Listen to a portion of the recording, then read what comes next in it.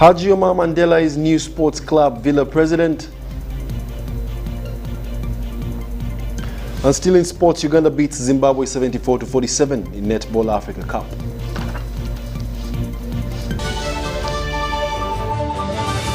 Was brought to you by Everywhere You Go, MTN.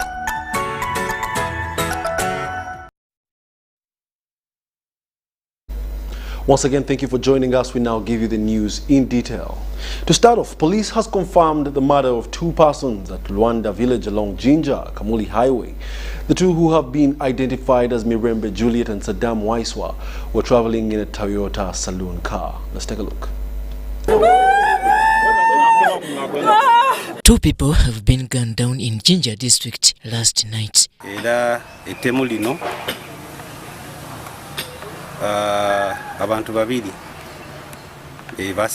The deceased have been identified as Mirembe Juliet and Saddam Waiswa, who were driving a Toyota saloon car they had picked from a washing bay in Jinja district. Well, I wouldn't love to call it an assassination. Maybe that's now a matter of semantics, but what I can confirm to you that yes, yesterday at around 2100 hours, that's around 9 p.m., there was an incident on Jinja Kamuli Road of murder by shooting. And unfortunately, that shooting costed the lives of two people. One was called Mirembe and another one was called Waiswa Saddam. Eyewitnesses and area leaders recalled the last moments of the deceased and the scene before their gruesome murder with derision. Amawulira agatuse wano gainamiza bana ife babiri bakubibwa amasasi babaire mu motoka yaibwe ayikiri kwewunisa omulambo ogundi guliere emotoka eyo didi ebire wano didi nga dilondola mbu Waiswa driver katon afire ya parking side wale kakati mbu kiboneka wabeerewo oku akanyologana kwa babaire kuma bali ayinga bali kubona abantu abalinga bali kwogera kati ndati process bawuli amasasi bo bakola ki balumuka era no muwala bali ko bantu wache waliwo distance nti omuwala olubasose kuba mulenzi omulenzi olukubya amasasi omuwala yayenda okulumuka akole ki ave okumukuba amasasi. Waiswa Saddam is known as the car washer, commonly known as Kanave. He had been left with the vehicle to wash, and he washed it successfully and had time to drive around with Mirembe, a person whom we have identified that has been a girlfriend. So they drove and they reached somewhere at a certain school, primary school called Luanda.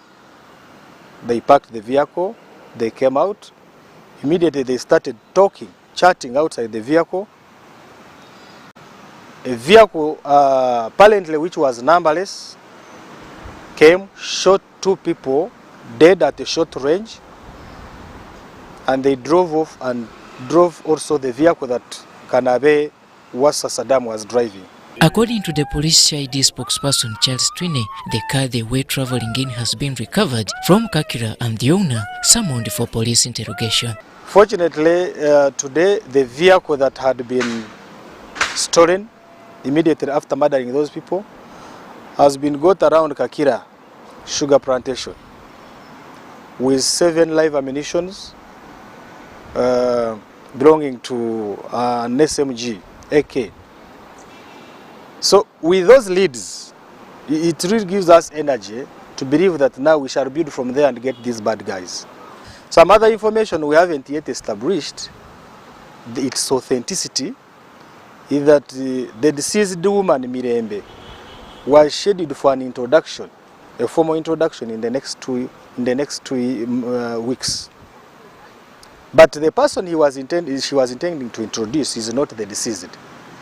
So when you look at those circumstances, somehow it also forms the theory which we build on. On the other hand, Twine confirms the murder of the 13-odd-year girl in Chankususa sub-county, Sembabule district, also happening Friday night. It's a young girl, aged 13 years. She has been a primary going child. Unfortunately, she was cut dead last evening at around 8 by unknown people. But according to the eyewitness, who happens to be a brother, he saw only one person, and it was just one chop, and the girl died. It's very unfortunate, and the investigators are on ground. They are trying to ascertain whether this was a syndicated crime, or whether it was just one single crime orchestrated by one person. And I think by the end of the day, today, we shall have known the mode and the intention. Police has embarked on the investigations into the murder, vowing to bring to book the perpetrators of the crime. Robert Onyango, UBC News. Namboole district officials have revealed that over 60 primary schools in the district are in deplorable state and need urgent renovation. According to the district senior education officer, Vincent Kamali, most of these schools were constructed more than 20 years ago, while Namboole was under Bugiri district, and since then, no major renovations have been done.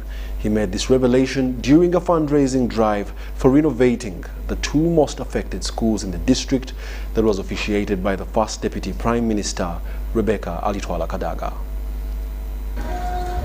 This is the current state of structures at Namboole Primary School in Namboole district. Classroom blocks, toilets and teachers' quarters are all in a deplorable state. According to officials in the education sector, Namboole Primary School is one of those over 60 primary schools in the district that requires urgent renovation by government. Out of the 84 schools that we have, we may find that 80% of these schools may need to be renovated. And not only renovation, even our school need to have furniture. Most of our learners sit down. So the renovation may range from furniture, you go to pit latrine, and then the general view of the school.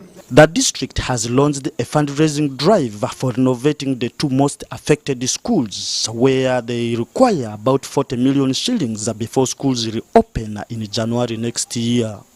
We have very many primary schools in our district that are not in good state, and more so health-wise. Some schools like Lufdu Primary, one of the core value of this day, P4 class, they started from open space, and we felt as a community we are concerned not to only wait on government, but to also come together, raise something, and to help set up a classroom for our community children for entire Namboole development.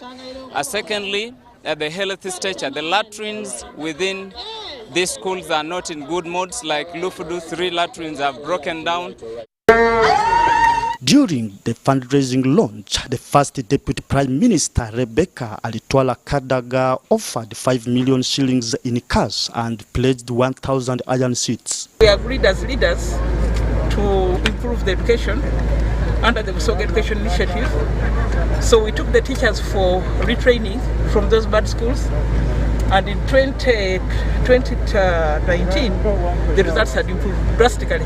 They were no longer among the last 22 in Uganda, but it was not enough. Even now the needs are still there, especially in the islands. Lack of access, not enough teachers. So we've come again to run. This is the second marathon. The first one we were in Busia about 3 years ago. We were running for health. We raised money to repair and furnish some health centers, both in Busia and in Namboole. And then now we have come to run for education, specifically for Namboole district. That's why I came today. On other challenges facing the district, especially teenage pregnancy, cross-border trade conflict and service delivery gap, Kadaga vowed to address them by engaging the authorities. COVID pandemic has exacerbated the situation. It was bad enough already, but has gotten much worse because of the COVID pandemic, when children are idle, parents are not taking care about them and so on. So we've got to pay special attention to, especially the island districts, because their life is not a simple one. There are a lot of hardships, there are a lot of needs.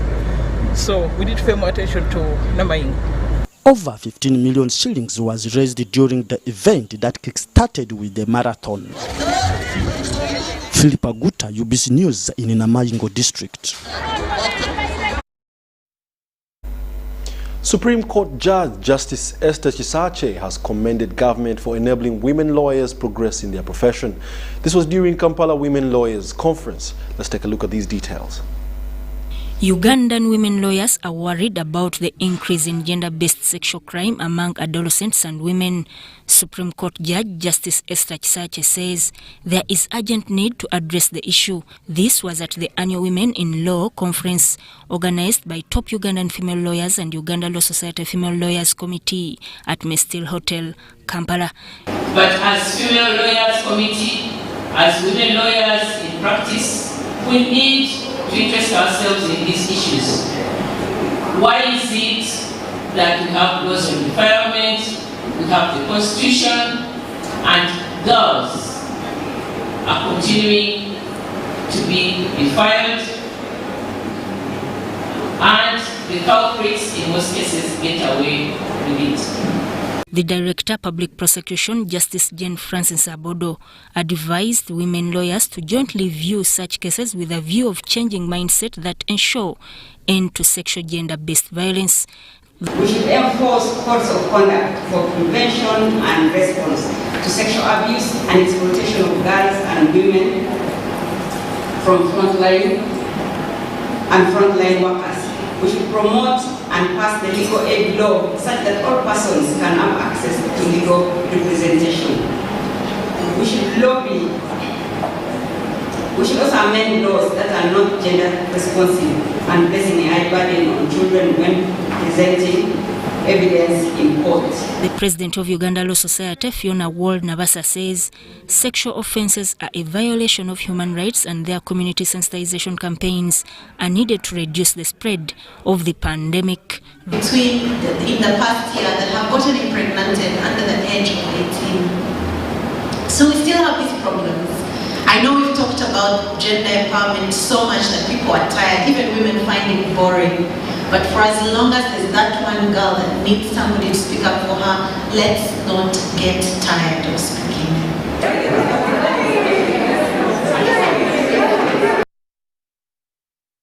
Furthermore, the government chief whip Thomas Tayebwa has pledged government support to the people in the diaspora's access and acquisition of national identity cards, passports, among other identifications.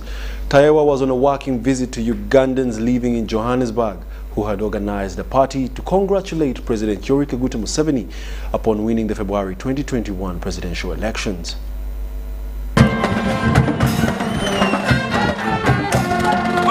The NRM South Africa chapter have congratulated President Yoweri Kaguta Museveni upon winning the recent presidential elections.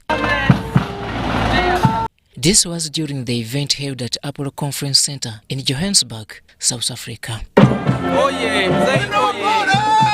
The Uganda community living in South Africa also celebrated Uganda's 59th independence anniversary at an occasion graced by the government chief whip Thomas Tayebwa.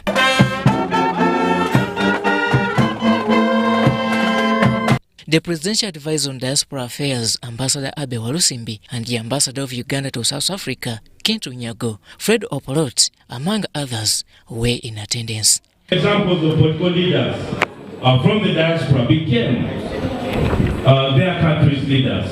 Notable is President Yoweri Museveni. He had been in the diaspora for a long time. That's where he began his activism. The Ugandan community living in South Africa, led by their patron Philip Kakulu, said the diaspora community wants to be represented on the Central Executive Committee of the NRM party. The purpose of the event is to re-energize our people towards the sole purpose of being unified as NRM members within the diaspora. Employment is quite a problem. They are looking at how can we improve unemployment, for example, through skilling the Ugandan youth. Because as a party, we feel that if we can address some of these issues, we can win with a landslide victory far better than even 2021 in 2026 if we address the youth problem.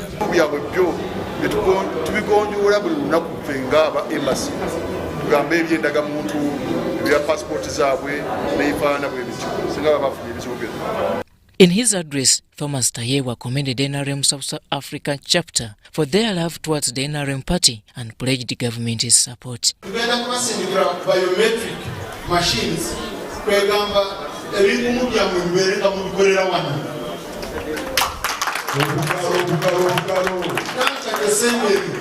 then it will reduce the period tremendously. Immediately, we'll take up biometric unit to direct Kampala. Then the chokubiri, together with Sakuria, when we were together with ambassador, together with the minister, together with to take a Kuria, passports that will be at least 2 to 4 weeks. The chairperson NRM party in South Africa, Ismail Ruzige, urged members to keep up the spirit, love and trust for their party for a better future. President the father of the fatherless, the father of the nation, our loved one, the father of those who are seeking refugee, we love him. The Presidential Advisor on Diaspora Affairs, Haji Abe Walusimbi, called for unity among members to avoid splitting the mighty party.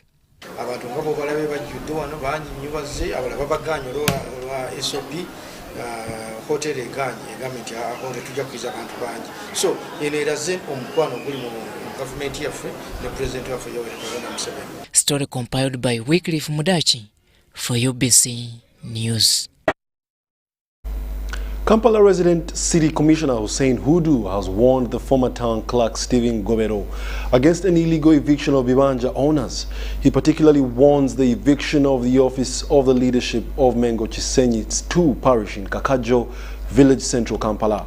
According to the senior elders and local councillors, the former town clerk wants to evict them illegally without following the law. Chief of Mengo Chisenyi 2 parish in Central Kampala have convened a meeting following land disputes between the landlord and Bibanja owners. Kampala City Resident Commissioner Hud Hussein graced the meeting. It is alleged that the former town clerk Stephen Gobero bought the land without informing the Bibanja owners legally.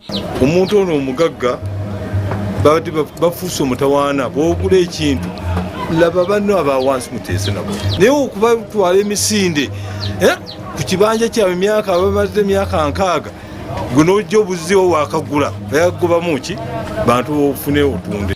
In the meeting, local leaderships accused the new landlord of a criminal trespass sanctioned to them illegally. They want fair justice and compensation.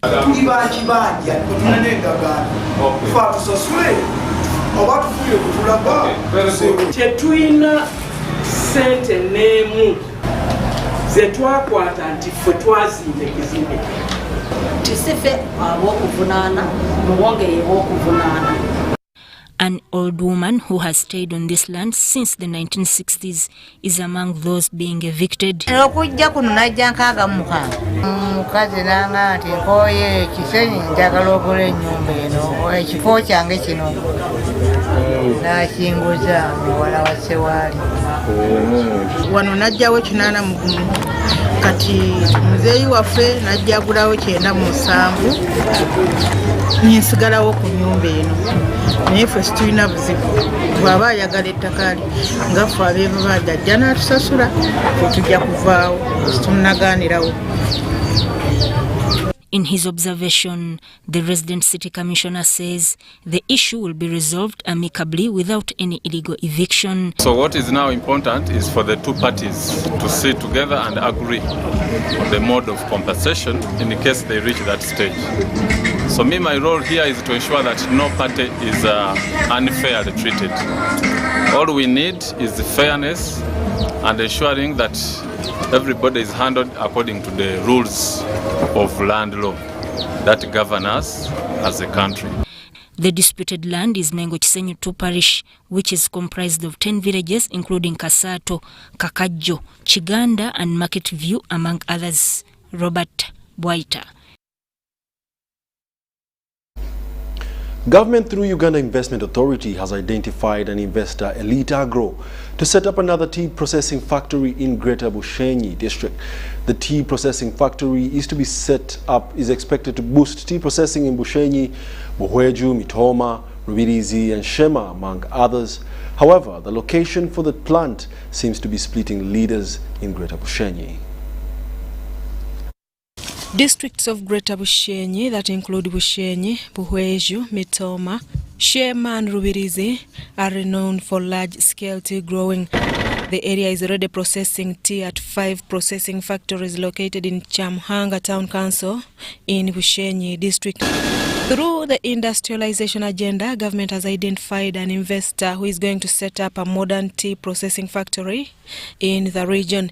The investor was sourced from Dubai, where Uganda Investment Authority signed a deal worth $50 million with the Dubai-based company Elite Agro to establish a tea processing factory in Greater Bushenyi. And they have already come into Uganda to say we want to set up a factory here for tea, specifically add value to the tea and evacuate it to the United Arab Emirates, which is a market, a very, very big consuming market for tea.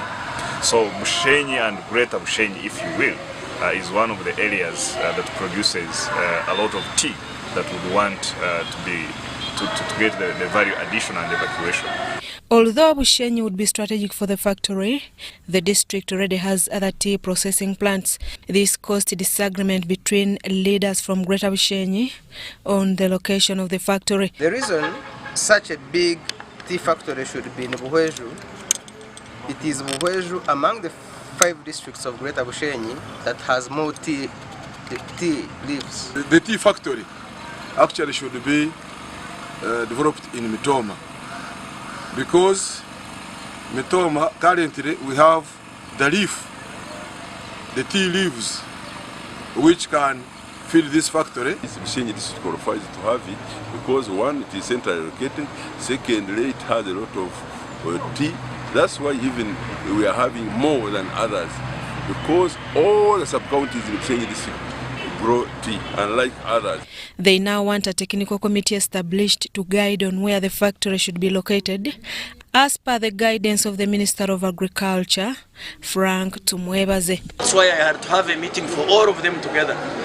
Where for them they are concerned about where it should be, that's not really a problem. Even if it's in Bushenyi or Buhweju or somewhere in the middle, as the technical consultants will decide, the main point is to really create a bigger processing unit for the entire tea growing chambers in this area. The establishment of another tea processing plant in the region is however expected to solve the problem of excess green leaf left unprocessed at collection centers due to pressure on available processing factories.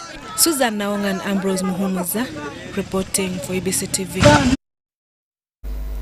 African Bible University has unveiled Professor Abu Jeremiah as the new Vice-Chancellor. The ceremony coincided with the 13th graduation ceremony of African Bible University in Dubois. If you trust and you do bad, African Bible University is to cooperate with National Council for Higher Education to align its syllabus. We're updating our courses to make sure they best fit the situation here in Uganda. We want to make sure, with some collaboration with the National Council of Higher Education, along with a number of consultations, that we have degrees that fit very well the needs of the industries that's here, our ministry partners, and of course especially the students who trust us with their education. This was disclosed during the 13th graduation ceremony of African Bible University, Lubowa.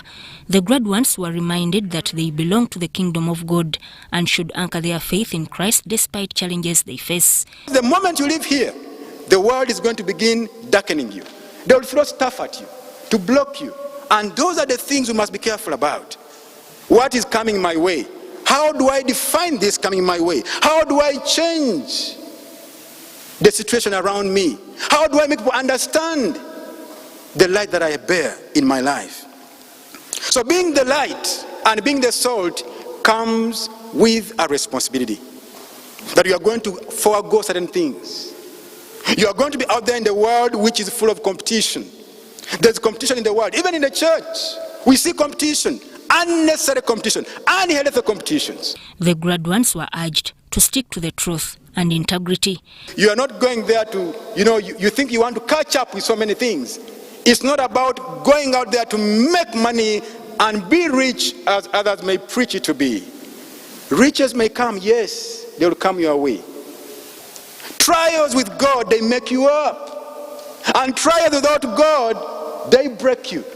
The Vice President, African Bible University, Reverend Timothy K., advised graduates to put what they have acquired into practice. We feel that the key to moving Africa forward, whether it's here in Uganda or whether it's in Malawi, where we also have a university, or in Liberia in West Africa, that the key is for young African men and women to be trained and educated and equipped so that they can be the next generation of leaders to take Africa to its next step. Graduates promised to live on the promise of Jesus Christ. I'm so much privileged with African Bible University for the equipment that they've given me, for I know the gospel need to be preached and need to be preached in the correct way. Even if somebody is doing education, there must be also communication. In communication, I already learned that really what you communicate doesn't matter, but the way you communicate, that is the key thing. Sudat Kaye, UBC News. The Ministry of Gender, Labour and Social Development wants to introduce a youth service scheme aimed at empowering young people with social skills. This was disclosed by the Assistant Commissioner in the Department of the Youth and Children Affairs in the Ministry of Labour and Social Development.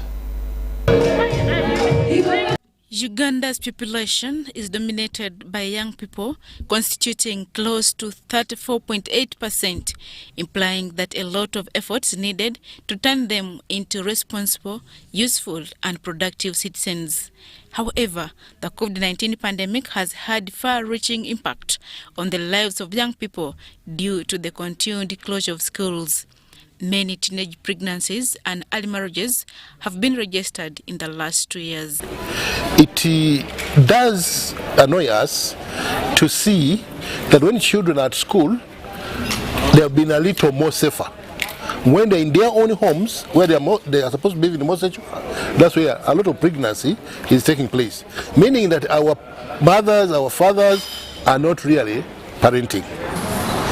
All we have to do presently, with the increasing number of teenage pregnancies, increasing number of gender-based violence, youth with HIV and school dropouts, what is lacking is sensitization. We think, as the National Youth Council, that if the youth deep down in the villages could be informed of what should be done, we would not have this in place. Most of them are not aware of what to do, when and where to go for help. The Ministry of Gender, Labour and Social Development wants to introduce the youth service scheme aimed at empowering young people with social and development skills.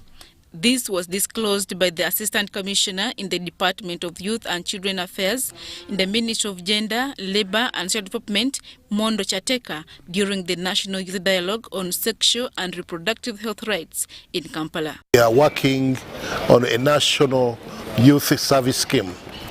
The National Youth Service Scheme is, among others, intended to give ideological direction to the young people, but also work on the issue of mindset, but also knowledge of the country. The Ministry of Gender, Labour and Social Development has, however, advised parents to be more responsible in the parenting role by guiding and protecting their children. Adiana Kute, UBC. Wilson Dabanjis, who is 74 years, is now reaping from the fruits of being good-hearted. Dabanji is the man who recently trended on social media after Henry Mutebe gave him a surprise trip aboard a Uganda Airlines flight to Nairobi. Mutebe, who is also the apprenticeship coordinator at Ministry of Gender, Labour and Social Development, shared the story on his Facebook page detailing how Dabanji, a good Samaritan, gave him the best care after his father's death. Flying for someone may be a luxury, but that is not the case for someone from Namboole village in Uganda district. When I had to make a choice as to whether to build a house for Mr. Dabanji or take him on a flight, my instinct told me to take him on a flight. Word has it that after Wilson Dabanji's flight of his dream and nearly turning into a celebrity online, he returned home and narrated his once-in-a-lifetime plane experience to his village mates, but many dismissed his story, with many suggesting that he should be sent to a nearby lunatic home.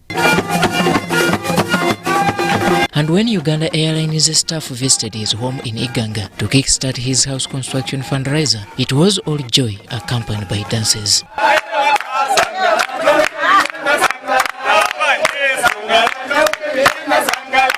The visitors were led by Henry Mutebe, who Dabanji helped over 20 years ago while in school. After the flight, when we came back to Uganda, Uganda Airlines said they want to help me to do a fundraising so that we can build for him a house.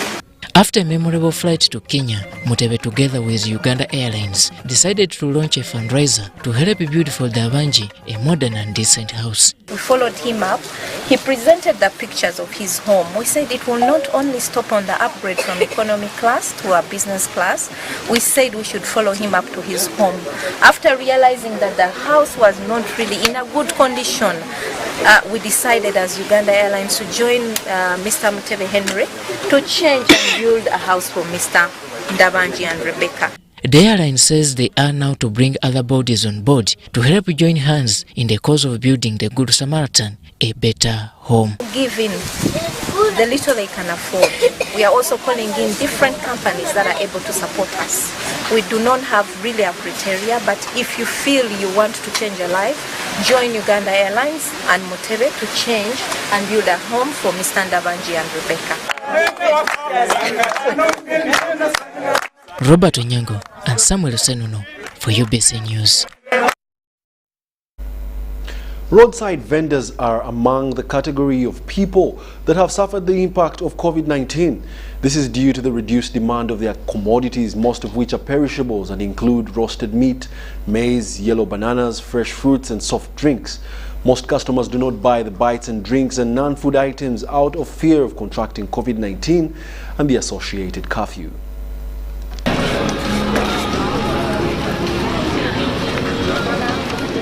Street and roadside vending provide necessary goods and services to those in need, mainly those on the move. These food, drinks and non-food items vendors provide essential goods to the travelers in good times. But in the wake of COVID-19, most of this business has either shrunk or wound up due to lockdowns. Street vending can only thrive in a free market with no encumbrances like poor hygiene and contagious diseases. Vending is also a skill that calls for resilience and firmness. It is a Joakali kind of hustle that requires passion and resolve. To benefit from vending, one has to be quick-paced, a splinter and all-weather because it is a business done in the open with clients being those on the move.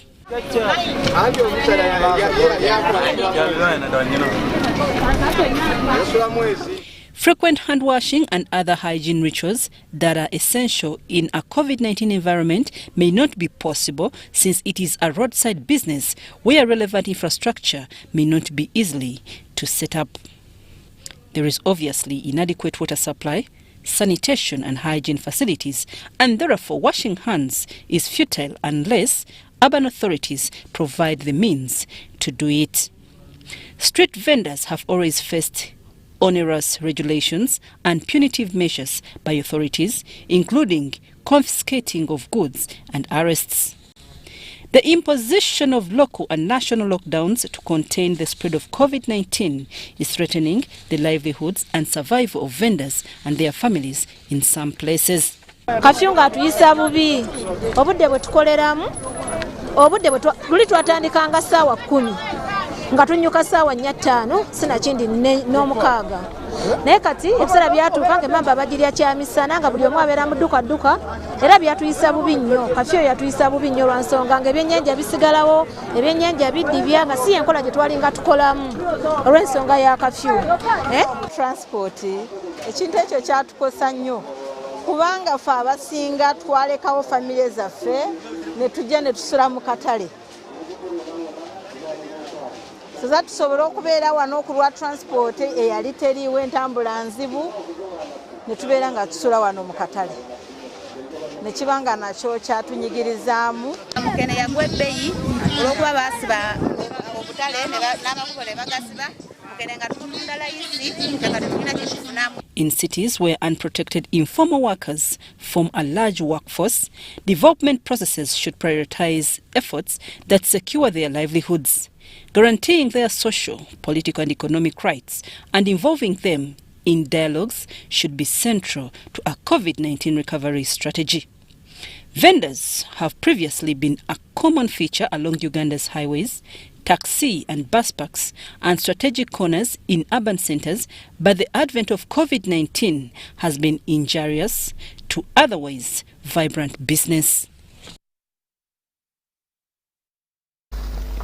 French teachers want government to pay them for their services after what they are calling a long time of volunteering. They note that they have been teaching at all levels of education though not fully appointed by government. French tutors from different institutions of higher learning across the country have appealed to the government to address key challenges affecting the French education. The teachers who are undergoing a training program in Kampala claim they are rarely appreciated, and yet they play a critical role in transformation of society. And then also you also find that as teachers or as instructors in the institutes, you find that we are not appointed by government, and there is no code that I think caters for us. That is what I would say, because I personally did interviews in 2019 in June, but up to date I have not received my appointment. Now, for us people who teach French, when we go to find a work, we are challenged on ground. You go to an institution, they tell you, you've come here, but for us we don't have French. Yet, the ministry has posted you. You have been trained to teach French. While at the college, they don't tell you that there is a challenge on ground. Now for you take it wholeheartedly. Now when you reach there on ground, you are challenged. You move, they say we don't need your services. The Deputy Executive Director, Uganda Business and Technical Examination Board, Dr. Wilfred Nahamia, says that French is key in transforming many sectors, including tourism. It is in the curriculum with Kiswahili, which is studied up to second year. Then French should also be studied in the diploma certificate program, also up to second year. Increase the modules so that they can know more French, which is very, very key, more so in programs that do with deal with hospitality, tourism. If you want to attract more tourists in the hotel sector and in other areas, if you want to order equipments, vocational equipments and so on, then the graduates should be able to have those basic French that can allow them. So we've taken a note of increasing modules of French. The training workshop aimed at equipping French teachers with modern skills befitting the current market demands. So we have invited teachers of French in tertiary institutions who teach French for technicians, French for hotel and catering, French for tourism, and French for specific purposes has specifically changed because technology is changing. So that is why we need to work with these teachers to make them up to date so that they can teach a French which is also relevant, which is competence-based.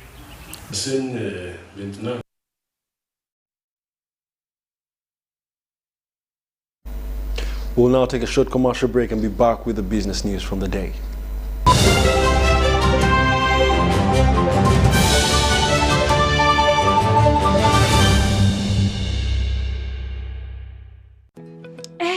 Everyone is talking about MTN shares. I am Jenny Kafulua Shares, and I am here to show you how you can get them. First, you need a Securities Central Depository account, or SCD account in short, and you can open one right now using MTN Momo. It's free of charge. Just get your phone and your national ID, and let me show you how. Now, why do you need an SCD account? Well, because every time you get shares in any company, well, including MTN, your shares are going to be kept in this account. But this is not a bank account, and you don't need to go anywhere to open it. So is your phone and your national ID ready? Good. Let me show you how to open your SCD account. First, Dial star 165 star 65 hash or use my MTN app. Then select option 1 to submit SCD account application. Then enter your full national ID number or NIN. Next, select your preferred stockbroker and then choose option 1 to accept the terms and conditions. Lastly, enter your mobile money PIN and wait for confirmation, which you will receive on SMS. Oh, by the way, stockbrokers are the people authorized to help you buy or sell any listed company shares, so you need to choose one. That's it. Once you have your SCD account, you're ready to start applying for your MTN shares for as low as 100,000 shillings for 500 shares.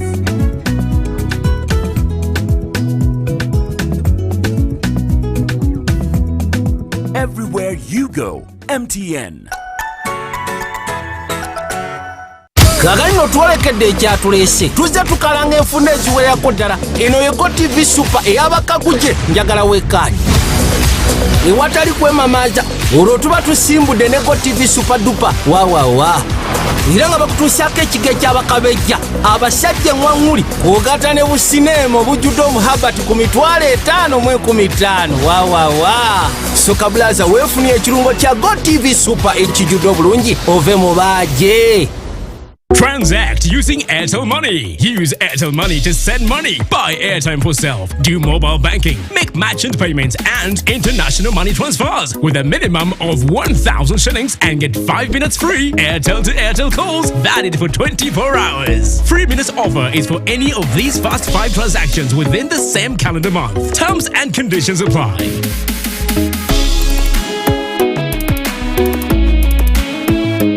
Airtel Money. Simple, secure, borderless. Raising voices.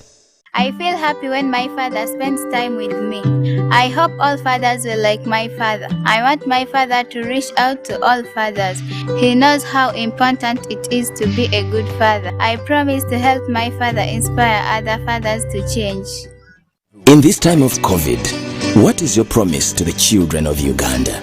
Because a violence-free childhood is everyone's right. Raising voices. Grow together with one of Uganda's largest companies. Apply for MTN shares for as low as 100,000 Uganda shillings. And when you apply using MTN mobile money, you get 10 free extra shares for every 100 shares you apply for. Dial star 165 star 65 hash or use the My MTN app to apply now. The terms and conditions of the offer and other important information are set out in the prospectus. For assistance, visit any MTN service center or Stanbic Bank branch countrywide or a licensed broker.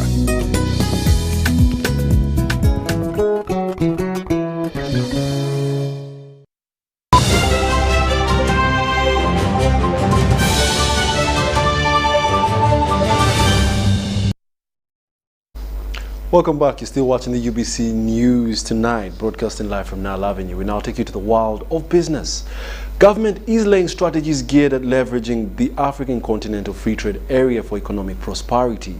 This was disclosed at the wrapping up of the 3-day national dialogue on the African Continental Free Trade Area on the theme Unlocking Uganda's Potential in the AFCTA.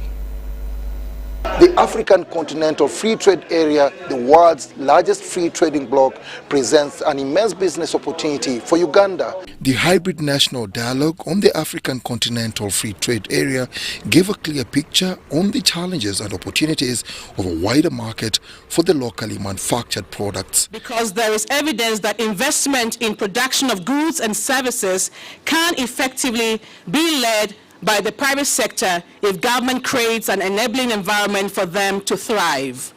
With a niche in agriculture, Uganda has the potential to reap big, but this will not come on a silver platter, argues David Bahati, the State Minister for Trade. We have a GDP of 3 trillion. That is what we are talking about. So whatever you are producing, don't produce in a very limited. Change your mindset. Change the orientation to focus on the continent. Emphasis is placed on improving production and competitiveness in the manufacturing sector while building a robust and integrated value chains in agriculture, tourism, mining sectors with a focus on integrating local economic actors. Production must be increased to match what the market requires. If I may put it this way, we must remove peas and tray from international trade. Say that I will produce, consume part of this, what remains, I look for a market for it. No. African countries should consider, in addition to African Continental Free Trade Area trade agreement, to support immediate trade facilitation measures like quick wins, prompt continental customs, clearance, rapid implementation of WTO trade facilitation agreement, and more fundamentally address facilitation along corridors. However, there is a query on the country's capacity to unlock its potential in the trading bloc when wrestling with high cost of money and a banking sector cautious about taking risks. Finances are very, very, very costly. If you are talking about an interest of 18, and my colleague said that most of the manufacturing loans are short-term loans at 18-20%. Let's run away from the tendency of just saying that banks are overpricing. Banks are pricing risk that they see. After a severe impact on regional and international trade by the COVID-19 pandemic, the African Continental Free Trade Area could be one good way to bring back the perspective, positioning the prospect of recovery in homegrown solutions by giving exports a significant boost. Luwero District Local Council 5 Chairperson Erastus Chivirango has devised digital tax collection means in order to ease loss of revenue. Now, Chivirango says that the tax loss due to the corruption isn't helped by the coronavirus pandemic that has disseminated revenue collection avenues. The effects of the coronavirus pandemic continue to pile, with the Luwero District Local Government registering several revenue losses that are likely to continue. The district also faces many cases of revenue deficit, which they plan to address through digital tax collection. A number of industries or factories being started in Luwero. If you can have that database of the workers who are in the factories, that one alone can be a source of revenue. There is revenue, of course, from checkpoints, though tenderers may quote amounts that they wish. I think we are going also to ascertain whether that's the exact money they get, because now it is under them to quote how much they are giving us. We are going to look at it. The district leadership calls for government intervention to bridge the revenue loss due to COVID-19, while also improving service delivery and also help address the rampant land grabbing. Ekiwandiiko tekivunda ate tekiwumba n'ebintu byaffe bingi bigenda kukoma mu kkubo ebirungi olw'abantu obikubira obukubiza amasimu ne babireka awo. Luwero District preliminary resource envelope and indicative planning figures for financial year 2022-2023 amount to about 62 billion Uganda shillings.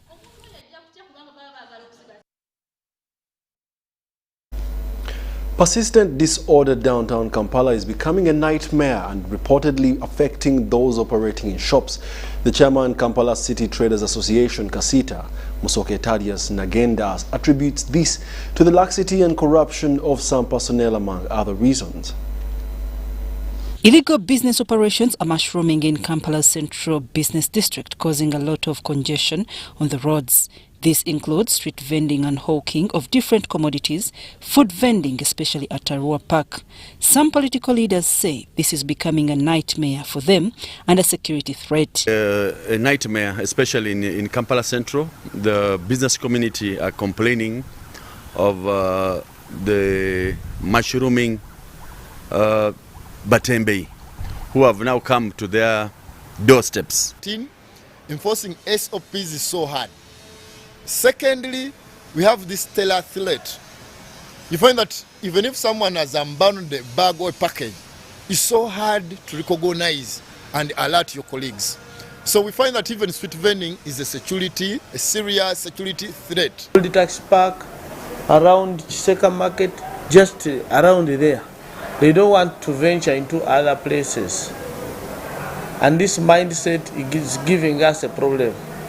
This situation has persisted for some time downtown Kampala, and it is escalating with the current management of KCCA, headed by Dorothy Chisaka. Problem with the time of Jennifer, she was using excessive force and not bothered of what comes out next. And number two, she was funded 100%.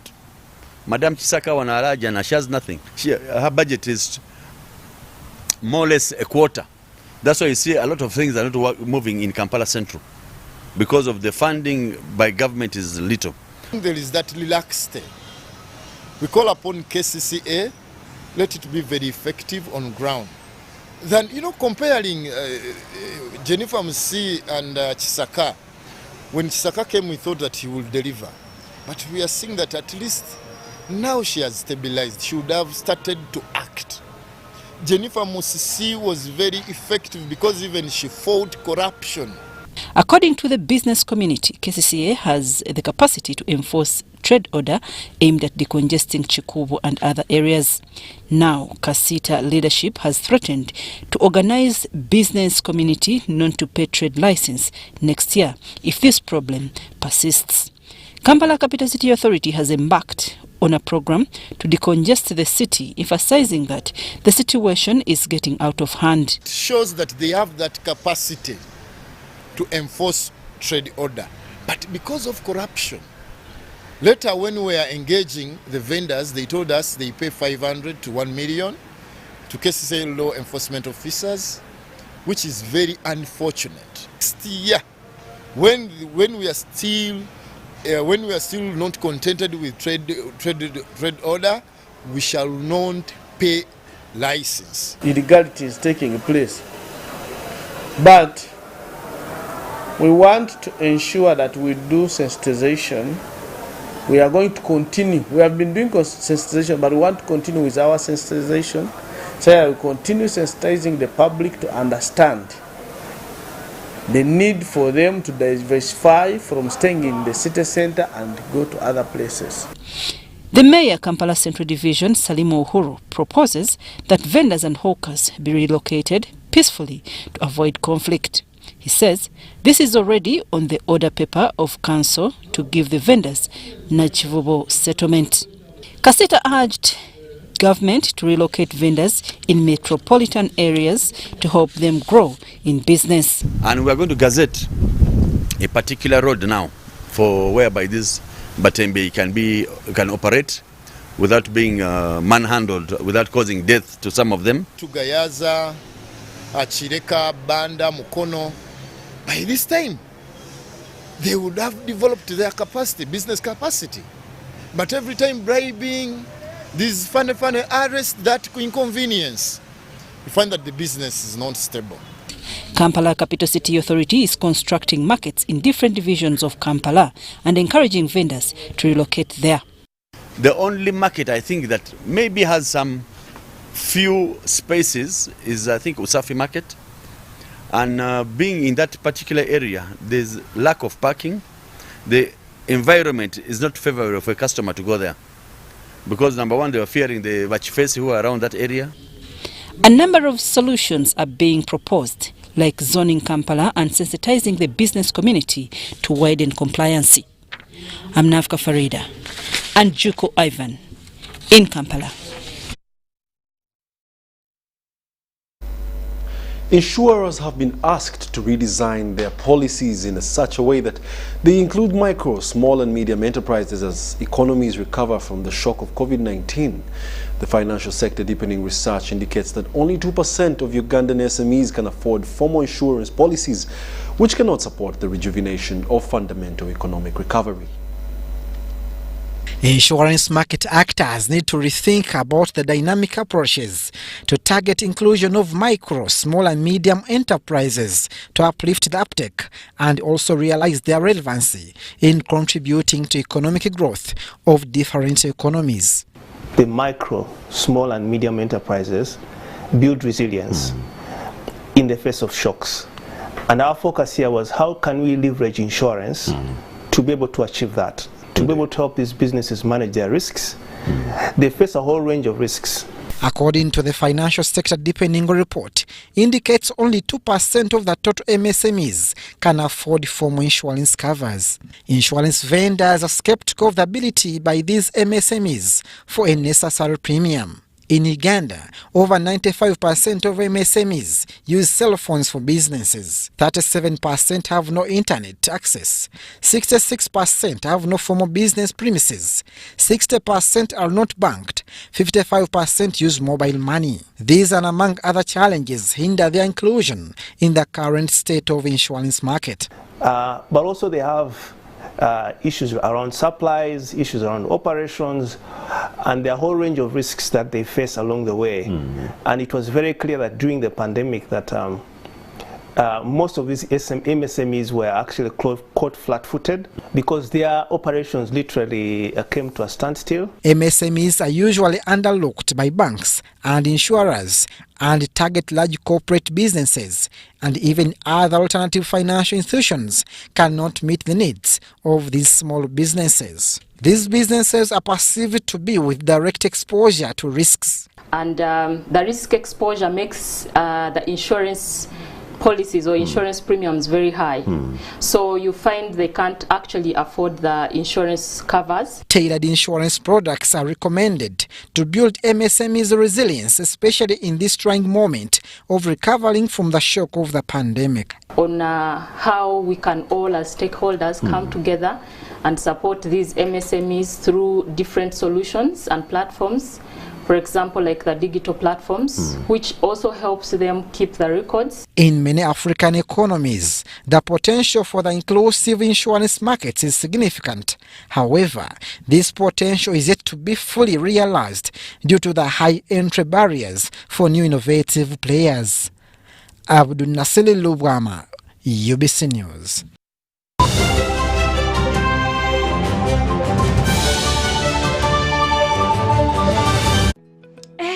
Everyone is talking about MTN shares. I am Jenny Kafulua Shares, and I am here to show you how you can get them. First, you need a Securities Central Depository account, or SCD account in short, and you can open one right now using MTN Momo. It's free of charge. Just get your phone and your national ID, and let me show you how. Now, why do you need an SCD account? Well, because every time you get shares in any company, well, including MTN, your shares are going to be kept in this account. But this is not a bank account, and you don't need to go anywhere to open it.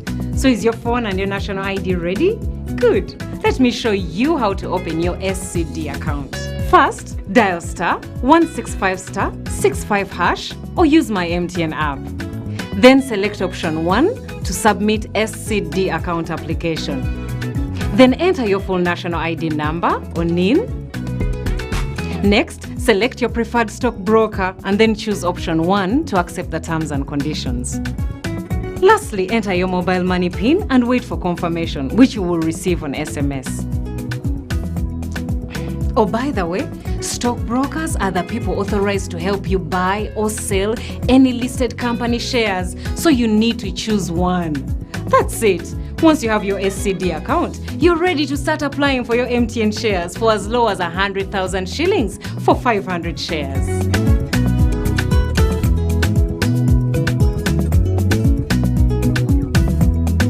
Everywhere you go, MTN.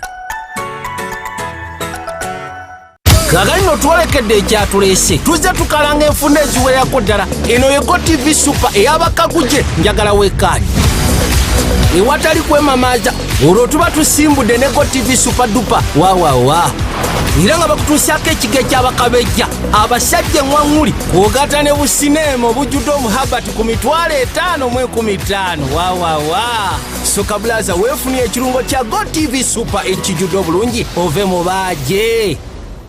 Introducing Learn From Home Data Bundles. Customized bundles for you and your family to study or work seamlessly from the comfort of your home. Use any of these affordable data bundles to connect to your MiFi, routers, laptops, tablets, and smartphones while avoiding unwanted internet exposure and ensuring undivided attention during online classes. Enjoy instant access to Zoom, Microsoft Teams, Google Meet, and selected educational websites. Dial *175# to buy your Learn from Home bundle today. Airtel, the smartphone network. Terms and conditions apply.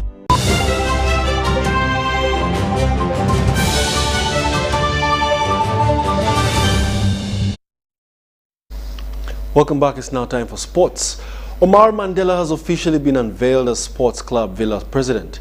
This ends the club's interim leadership that has lasted since 2018. More details in the story. Sports Club Villa has finally got a new president, with Haj Omar Mandela returning after 17 years, but this time as club president. Congress members, you can come and take up the seats. This ends almost 3 years under interim leadership, but importantly is in line with Federation of Uganda Football Association's insistence on proper governance at the club. In one of the shortest ever inauguration speeches, Mandela committed himself to work. And I promise you one. Thank you very much. I won't say anything. I'll say whatever I want to say later. Right now, I want to promise you, we have a lot of work to do. And we will do whatever we can do to make the upmark well.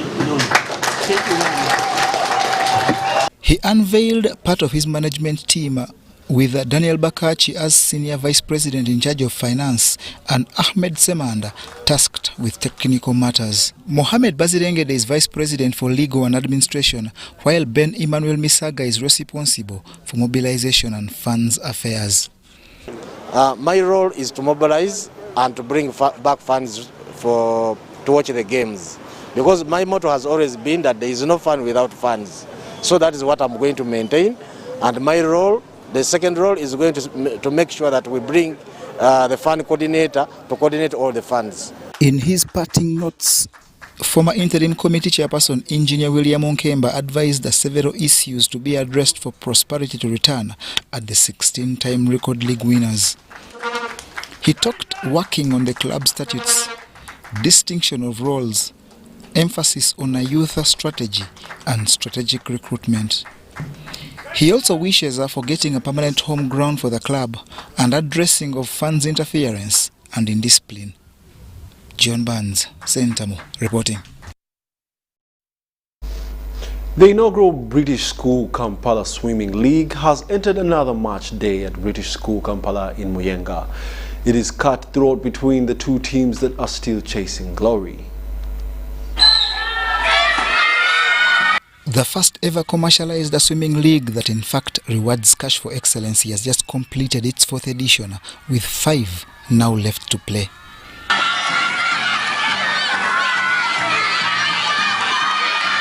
The league is a contest between two teams, Colts and Talons, but is turning out to be beneficial with all that have embraced it, including parents, left impressed.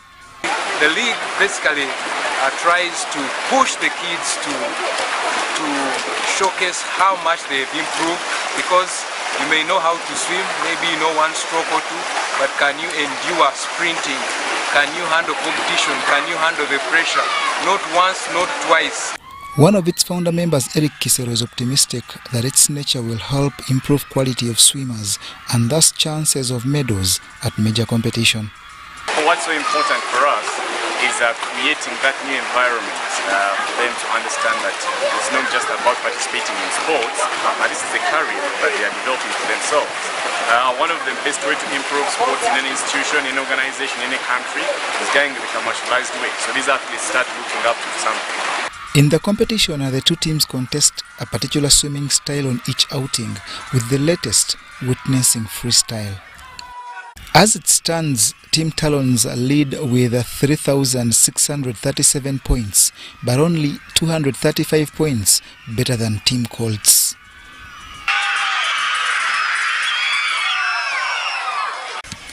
The individual players log is bossed by Colts Tara Kisauzi on 820 points, while Abigail Mwagali of Talons is second with 772. John Barnes, Sentamu, reporting. Uganda's national netball team, the She Cranes, has beaten Zimbabwe 74-47 at the ongoing African Netball Cup in the Windhoek, Namibia city. The She Cranes led from the start to finish in its 5th game of the championship that climaxed with its 5th victory at this championship of 9 nations. In some of the other games played on Saturday, South Africa outclassed Botswana 85-24, while Malawi edged Kenya 62-40. As it stands, South Africa and Uganda remain unbeaten after 5 games and have picked 10 points each, with Uganda in second due to the inferior goal difference. Uganda returns in action on Sunday against Kenya before Monday a date with South Africa, and will climax the tournament on Tuesday facing Malawi.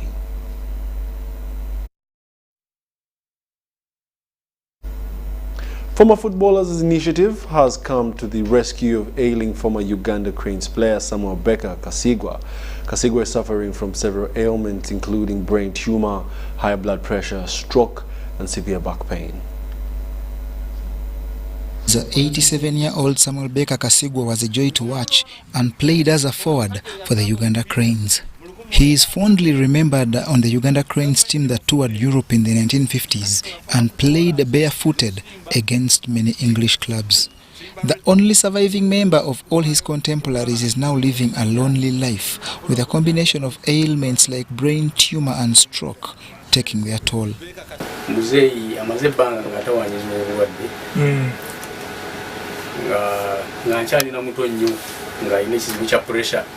High blood pressure. These have left him in high demand of help to get medication that has been aided by Former Footballers Initiative that has delivered to their colleague an initial 65,000 Uganda shillings kitty. Pastor Paul Musisi is the Former Footballers Initiative president that was formed a few years ago purposely to cater for colleagues after football. Tukyafaayo nnyo okulaba nti abasambi abagusambako babeera mu mbeera eyeyagaza etya nga tukola awareness awareness mu Luganda kiki okubanga nga tutegeeza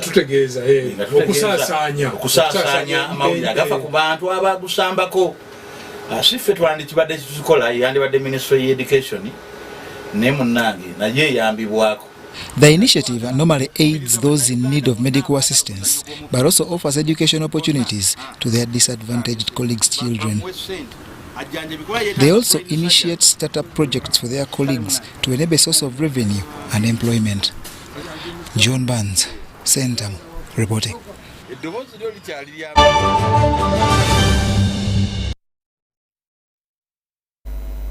Well, that brings us to the end of our News Tonight edition, 10 o'clock. My name is Wadulo Mark Arnold. Mugalu Muhammad on sign language. Thank you for being a lovely audience, and we must say good night.